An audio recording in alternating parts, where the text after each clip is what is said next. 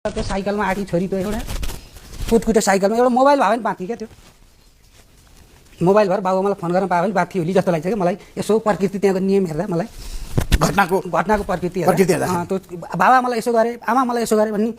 पनि छ हाम्रो देशमा अझै पनि एउटा टुकटुके बोक्न नसक्ने मान्छे नि छन् हेर्नुहोस् होइन त्यो टुकटुके भयो भने त्यो छोरी बाँथी होला होइन अब त म जतिकोलाई त यति गर्छन् भने त्यो छोरीले के न्याय पाउने भन्नु न